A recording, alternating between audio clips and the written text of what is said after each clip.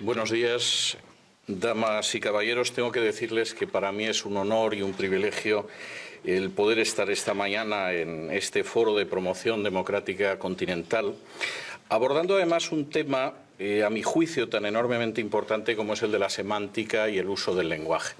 Obviamente, en 15 minutos esto va a ser un vuelo de pájaro, y un vuelo de pájaro muy rápido. Lógicamente quedarán muchos cabos sueltos, pero sí me gustaría abordar algunos temas que me parecen esenciales. Permítanme empezar con una cita. Dice así: todo el aparato gubernamental se dividía en 4 ministerios. El Ministerio de la Verdad, que se ocupaba de las noticias, los espectáculos, la educación y las artes.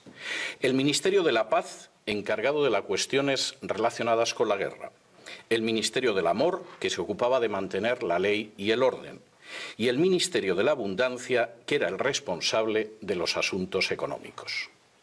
La descripción que acaban ustedes de escuchar la escribía en el año 1949 un británico que se llamaba Eric Blair, aunque seguramente muchos sabrán que su nombre de guerra, su seudónimo era George Orwell, y que el libro del que yo he citado es 1984. 1984 describía, en una fecha que ya tenemos 3 décadas a las espaldas, un mundo en el que habría desaparecido la democracia. Y de manera, por cierto, bastante lúcida, me atrevería a decir que brillante, ese mundo en el que habría desaparecido la democracia sería un mundo en el que los únicos regímenes que habría serían precisamente dictaduras socialistas. Eric Blair no escribía porque sí. De hecho, tenía una experiencia a las espaldas antes de haber tomado la pluma o la máquina de escribir muy interesante. En el año 1937 había acudido a España a combatir en una milicia de izquierdas y estuvo a punto de ser fusilado, pero curiosamente no por las tropas del general Franco, sino por los agentes de Stalin en España. Y desde luego había aprendido mucho de esa experiencia.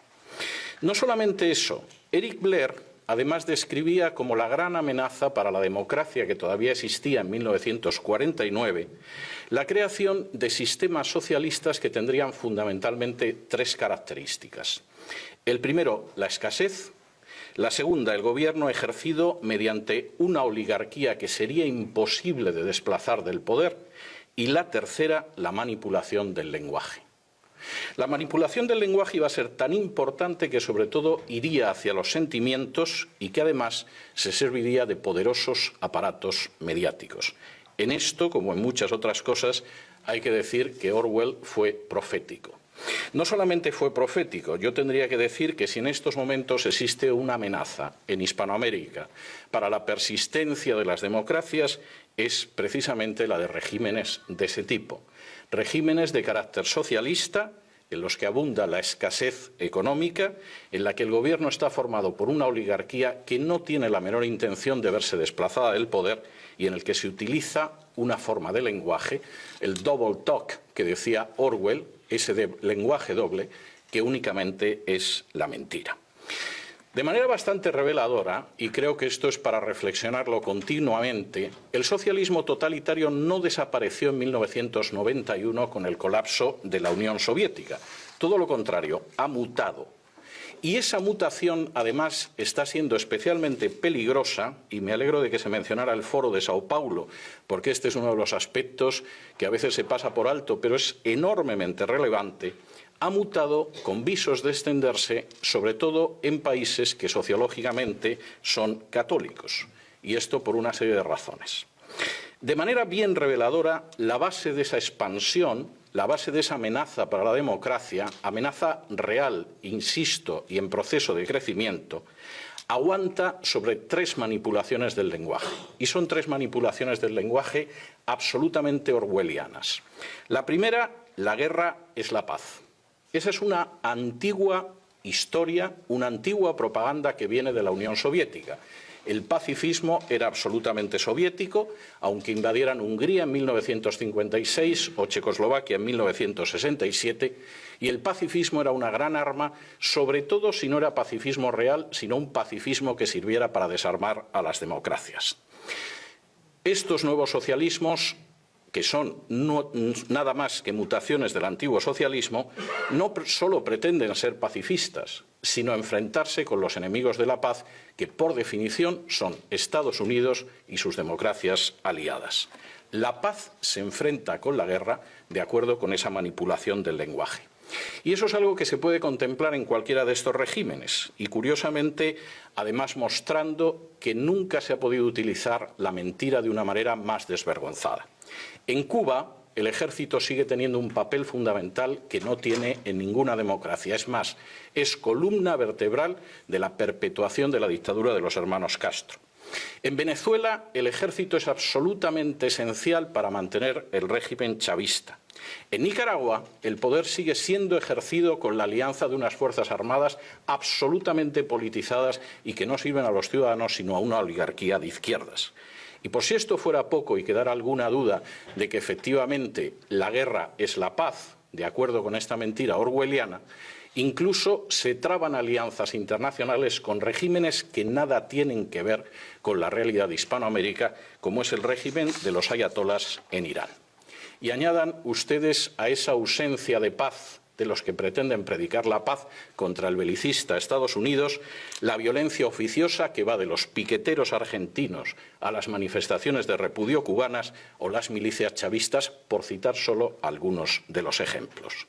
Es más, sin el uso sistemático de distintas formas de violencia, sin el control de las Fuerzas Armadas y sin la coacción de los más variados tipos, ninguna de estas dictaduras pacifistas se podría mantener 24 horas en el poder. Segunda mentira, la miseria es la justicia de los pobres. El fracaso del sistema socialista es algo, en términos históricos y objetivos, absolutamente innegable e irrefutable. Solamente las cifras que se publicaron en lo que todavía era la Unión Soviética, en la época de Gorbachov y la perestroika, mostraba que la nación tenía un sistema con unas perspectivas absolutamente miserables para ancianos, enfermos o disminuidos físicos o psíquicos. Es más, la supuesta legitimación del Gulag, si es que se puede legitimar el exterminio y encarcelamiento y esclavización de decenas de millones de seres humanos, no existía. Y eso sucedía en una nación que tenía ingentes materias primas, posiblemente el país más rico del globo en materias primas, un sistema educativo de elevadísimo nivel y cuadros disciplinados y preparados. Asuman ese mismo sistema en naciones como Cuba, Bolivia, Venezuela, Ecuador, Nicaragua o Argentina, que ni tiene esa riqueza, ni esos cuadros, ni ese sistema educativo, y a nadie le sorprenderá la miseria. Pero el recurso a la mentira resulta obligado para disfrazar la miseria y la mala gestión de justicia para los pobres. Los ejemplos son muchos, no me puedo detener en todos ellos, pero, por ejemplo, es la insistencia en culpar de todos los males económicos de las naciones de Hispanoamérica al régimen capitalista, cuando es muy dudable que en la mayor parte de Hispanoamérica, con las excepciones y los matices que ustedes quieran, haya habido jamás un régimen capitalista. Si por régimen capitalista entendemos el libre mercado, la libre competencia y la justicia independiente. Me permitirán que les diga que, en mi opinión, en Hispanoamérica, en términos generales, lo único que ha habido siempre es una continuación del sistema hispánico de riqueza. Es decir, la riqueza no viene de la libre competencia, del talento o de la independencia judicial, sino que viene de la cercanía con el poder político. Y eso quizá explica por qué no ha aparecido ningún Steve Jobs o ningún Bill Gates al sur del Río Grande. Porque en realidad todos sabemos que hasta esas dictaduras socialistas están creando sus propias oligarquías y que los nuevos millonarios, por ejemplo en Venezuela, no es gente de especial talento o con especial capacidad para crear riqueza, sino gente más cerca del calorcito que da el poder. No es de lo mejor que evidentemente trajimos o trajeron los españoles a América. Y ciertamente el mensaje es claro. La miseria, en realidad, es la justicia para los pobres. Aunque esos pobres tengan que hacer cola para comprar papel higiénico o se hayan enterado hace muy poco de que si viven en Argentina solo podrán hacer 2 compras online al año. No solamente eso, se tacha de antipatriotas a los que aman a su patria y quieren la libertad de su patria, olvidando la famosa máxima de Thomas Jefferson de que el mayor patriota es el disidente, porque por encima de intereses políticos lo que quiere es la prosperidad y la libertad de su nación. Tercera mentira, las tinieblas son la luz.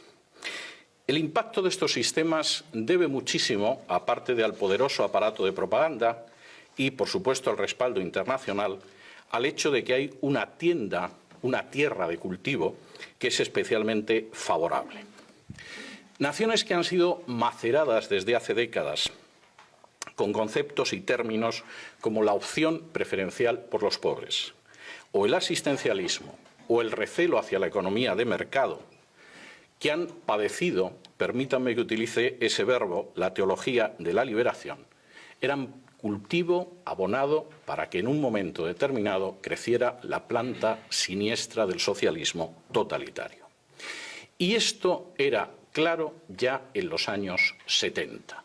Cualquiera que sufriera la enorme agonía estética de leer un libro de uno de los teólogos de la liberación brasileño, Frei Beto, titulado Fidel y la religión, donde el dictador cubano pretendía aunar, más bien pervertir y subvertir categorías de pensamiento cristianas para amaestrarlas hacia el comunismo, sabe de lo que estoy hablando.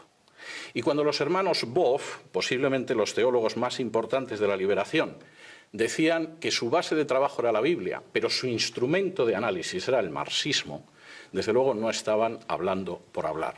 Estaban empezando a abonar un territorio en el que están creciendo en los últimos años plantas tan amargas como el chavismo o la dictadura de otros personajes parecidos. ¿Hasta qué punto esto funciona? Se puede ver en multitud de manifestaciones. Quisiera centrarme solo en una, porque suele pasarse por alto en los medios de comunicación internacional. En los medios de comunicación internacionales nos fijamos en Cuba, por eso de que Cuba pervierte la situación internacional desde hace más de medio siglo. Nos fijamos en Venezuela, porque es un país importante y petrolífero. Pasamos a la Argentina, que es un país grande, y pasamos por alto, por ejemplo, naciones más pequeñas como Nicaragua. Eso es un gravísimo error.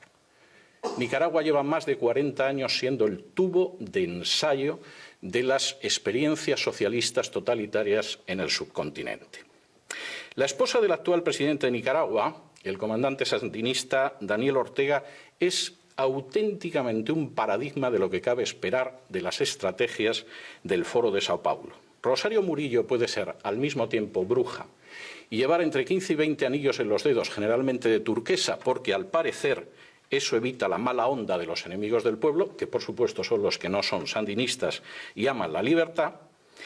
Puede ser considerado un personaje importante de la brujería internacional y al mismo tiempo mantener unas relaciones extraordinarias con el cardenal Obando o señalar que la Virgen ilumina a Daniel Ortega. No solo eso. El grito de propaganda en Nicaragua es «Viva Nicaragua, cristiana, socialista y solidaria».